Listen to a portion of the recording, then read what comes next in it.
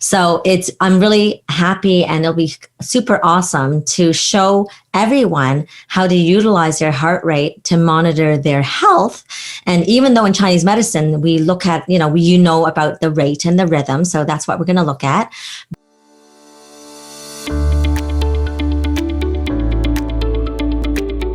Welcome back to another episode of Embrace You First. Before we get started, we thought we would read a review of the week. This review comes from Dan Deeram on iTunes.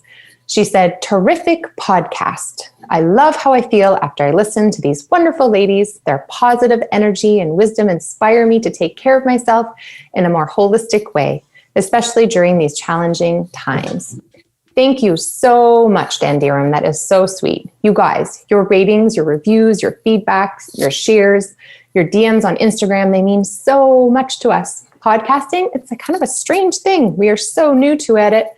It's not the kind of thing you get immediate feedback for. It's not like you get that immediate feedback like you would on Instagram or Facebook. It's a big leap for us to invest all of our time in something we feel like is going to go big. And guess what? It's going to go big because of you guys. We are so passionate about this, and us hearing from you is totally making our days and weeks. So if you would just take a minute to subscribe, rate our podcast, and give us a review, we would love it. If you are on iTunes or YouTube, please take a screenshot and share it on your social so people know this podcast even exists. You guys rock. Thank you. So today we are talking all about heart rate. We're going to jump right in. Specifically, we are talking today all about resting heart rate. Yeah, thank you, Tanya, because a really fun fact is that the heart rate, in terms of how we measure it, the pulse taking comes from China, which has been developed and mentioned in medical textbooks that dates about 2,000 years ago. So I'm really happy, and it'll be super awesome to show everyone how to utilize their heart rate to monitor their health. And even though in Chinese medicine, we look at, about the rate and the rhythm. So that's what we're going to look at. But it goes way beyond that. So I'll be excited that we can also do an actual podcast on pulse taking, like the ins and outs. Okay. Yes. So that'll be really cool. Amazing. But on with the show. So let's talk about heart rate and how can have us see where we're at in our fitness level. I find that so fascinating. It originated in China, and then medicine kind of uses it now as a way to kind of gauge our health. So we're not here to teach you the ins and outs of pulse taking, like you said, but we are going to show you one of the easiest and maybe most effective ways to gauge your heart health that can be done in like 30 seconds with 2 fingers. So measuring your resting heart rate is basically the number of heartbeats per minute. So how much does your heart beat in a minute while you're at rest? And it's a real-time snapshot of how your heart muscle is functioning. So actually, before we kind of jump in on the how-to, first of all, it's the coolest because it's free. And there was a 2013 study in the journal Heart where they tracked the cardiovascular health of about 3,000 men for 16 years and found some interesting findings. So that a high resting heart rate was linked with lower physical fitness, higher blood pressure, body weight, and higher levels of circulating blood fats. And the researchers also discovered that the higher a person's resting heart rate, the greater the risk of premature death. Interesting. Specifically, a resting heart rate between 81 and 90 doubled the chance of death, while a resting heart rate higher than 90 tripled it. So don't forget, there are other factors besides fitness that can affect that. So we'll kind of go into that a little bit later. But a normal resting heart rate for adults ranges between 60 and 100 beats per minute. Generally, a lower resting heart rate, basically implies a more efficient heart function and better cardiovascular fitness. So I'm always trying to aim for a lower heart rate.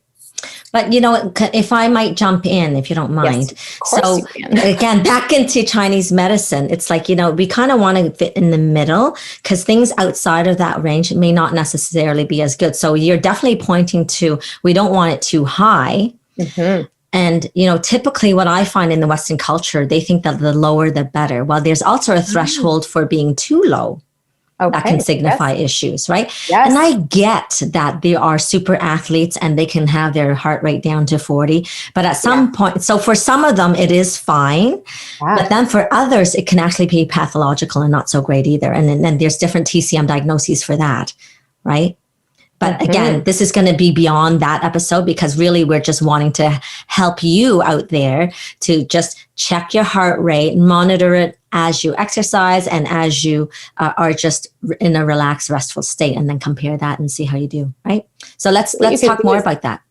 Let's take your cell phone or your watch, and you may have an Apple Watch or one of those devices that measures your heart rate. But before you get out of bed in the morning is the best time to do it. You can time how many beats your heart is beating by taking your two fingers, your index and your middle finger, and you just put it by your wrist on the radial artery side. So basically, don't use your thumb because your thumb has a pulse in it, right? That's right. And Very you're going to put it, or you could use, so you're going to put it next to your wrist right here.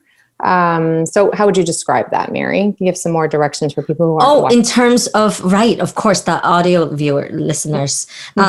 So yeah, like if you're holding, let's use your right hand to do the testing, right? So you take your index and your middle finger and put it behind the back of the wrist of your left hand, right? Which is what you're doing. Yes. And then wrap it around just underneath the wrist bone.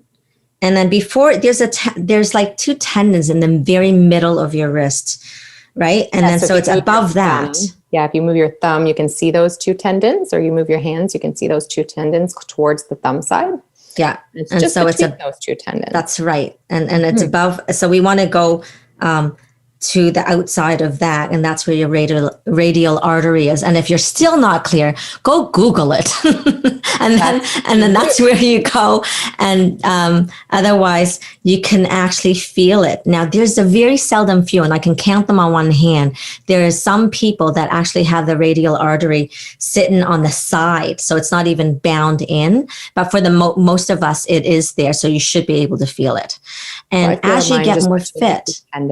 Yeah. So, and as you get more fit, you should actually have it feel stronger, right? And more palpable. Like if you have been a couch potato your whole life, you might not feel it as strongly. Or on the contrary, if you have high blood pressure, it might be bouncing. That's right. Yes. And so, so I might as well just add this in because we're talking about it. So in Chinese medicine, there's about 22 different qualities of pulse. Right. So you just mentioned it, like the bounding. And so we have words like slippery and tight. But again, it's going beyond this podcast. So let's just go back to this radial artery. And you want to check it for how many beats per minute. So are we going to do that right this second? Seconds? Yeah, let's do it. And do for 30 seconds and obviously times two. Yeah, and times two. And you know what I love about this? It's a nice way that you can stop for a moment in your day or start the day while you're timing it, just kind of be present, just like it's almost like a meditation for 30 seconds where you're quiet. So we're going to spend 30 seconds quiet right now. And as you do it, and you can be anywhere in your day doing this, but the best time is first thing in the morning to get the true resting heart rate, but you can also take the average throughout the day. So let's go ahead and start now.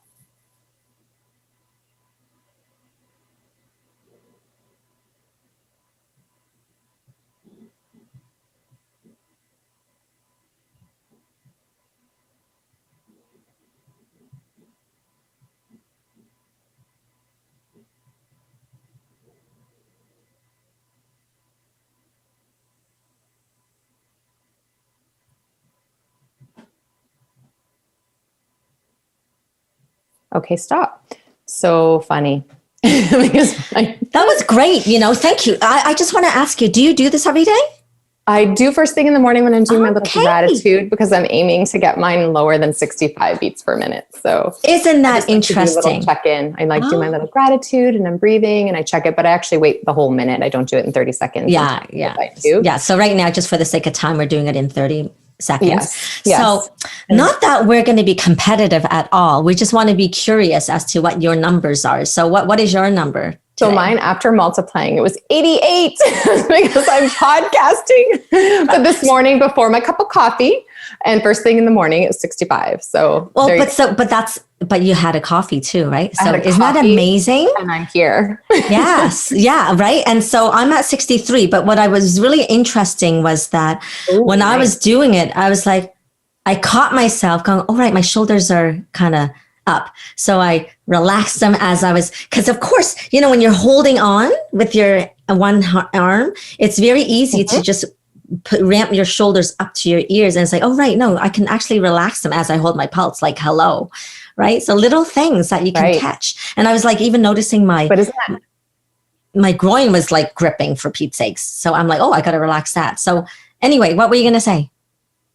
I was just going to say, isn't it interesting how you went totally zen and I'm like super 88 beats per minute. It's really hard work for me to get it that high, even when I'm exercising. So clearly when I'm podcasting and having had a cup of coffee, my dial for the sympathetic nervous system is on. Well, isn't it interesting? Yeah. Like having a cup of coffee had made your heart rate shoot up by like 20 beats. That's pretty incredible. Yeah, coffee and podcasting. But I would say the coffee more. And then, of course, it just accentuates it, right? Because it's like, it like drives up your adrenals. So what I say, it's like, it's not bad or wrong. Just notice the impact and then look at things that you can counter with, right? Yes. In your life. Yeah, recognizing that other medications can alter your resting heart rate. So anxiolytics, so anti-anxiety medication like an Ativan, even magnesium can slow it down. So you can take medications that might speed it up and alter it. And then even certain conditions like hyperthyroid can cause it to go up, or an underactive thyroid can make it go slow. So just recognizing that, it might be out of your control, it goes beyond fitness, but our goal is to motivate you to get fit and use your resting heart rate as a tool. So recognizing that as the lower it goes, if you're somebody who's working out and you're trying to challenge yourself, you can see the numbers slowly go down as the weeks go on and you're exercising 3 to 4 times per week or daily and slowly, progressively improving your fitness. And when you're checking your heart rate, let's go through some tips. Okay, but before we do that, and actually that is part of the tips then, I would say do it the same time a day. And kind of like you saying, you tested it right when you woke up. And then now when you're testing it after the coffee, it's different. So maybe it is the best time to do it first thing in the morning. Maybe before you go get out of bed, before you go to the washroom, right? So then it's standard time. Or maybe for you, it's another time that you would prefer, like, when you're taking a shower or right before you start your exercise, something. Yeah. Okay. So continue with the tips. What were you going to say? Some more tips. I think we covered a lot of them. Don't use your thumb. Make sure you drink water. Actually, you know what? You don't need to drink water, although I do first thing in the morning. You can do it before that. And then just making sure that you try to breathe through as you're doing it. Don't hold your breath. Wait at least 2 hours if you are going to do it through the day after exercising, because exercising can alter your heart rate as well. So we kind of covered everything. The timing, first thing in the morning. Don't be obsessed with it, I think is really key as well, because let's say you do have anxiety and your heart rate is a little bit high. You could do it multiple times per day and then get upset or stressed out that your heart rate is high. So if that's the case, don't continue to check it and speak with your doctor, speak with us, so not to worry. But if you are having, your resting heart rate's normal, it's between 60 to 90 beats per minute. So that your goal, just set a goal and just kind of, aim for as close to 70 if it's above 70, and then if it's closer to 80, that's just an indication, got to get moving. Right? So walking as much as you can and always starting with like really tiny mini goals, right? It doesn't have to be if you're sitting on the couch all the time that you're going to go run a marathon. You always have to set very many goals, even if it means like walking around the corner 10 minutes a day, starting with that. And then progressively, you'll see your heart rate is improving the more activity you get. And during these lockdown times, you have to really push yourself to get outside, because it's easy just to say, oh, it's cold outside. So get your ninja on, like get all dressed up in a nice warm, snowsuit outfit and get outdoors walking. With good boots, actually, too, so that you're not at risk of falling. And I want to add this in then, just as an example. So my parents, for the longest time, I've been like, okay, you have to eat right, you have to move, and la la la la la.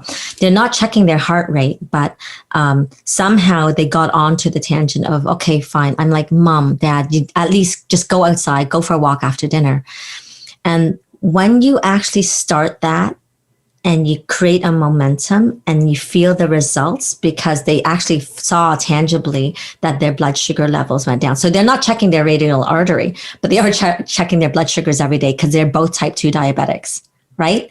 So it's like, just certain markers. So for them, they're using actually checking their blood sugar. But for those of us don't have to do that, just using your radial artery as your guide. And then you also see then that could be your force to help you stay committed. Because now my mom and dad, they're like, it's non-negotiable. I walk every single day. I'm like, oh my gosh, like we're talking huge, couch potatoes before.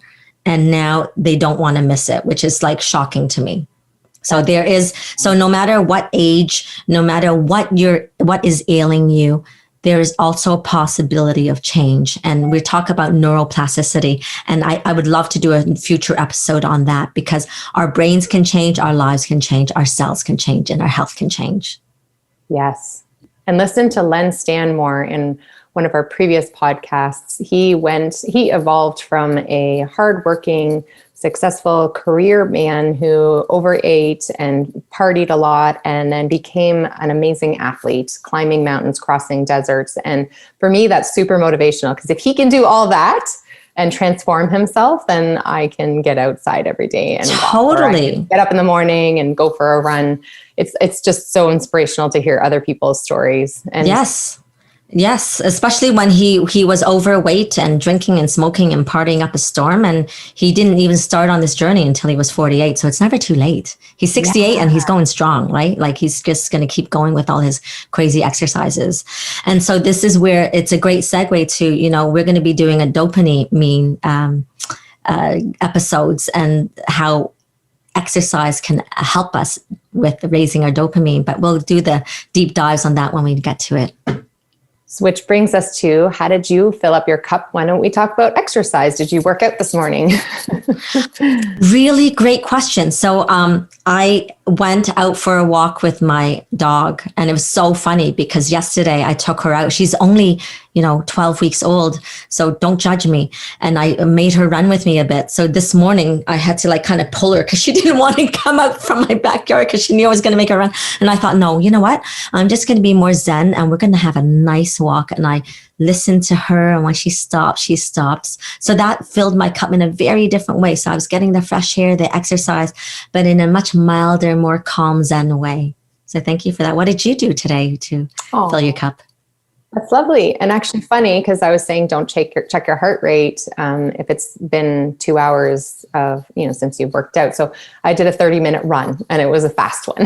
So on my treadmill. So that probably also added to the 88 beats per minute heart rate, because it wasn't that long ago. Oh, yeah, of course. Yeah. So funny. I did a little fast 5K. Mm-hmm.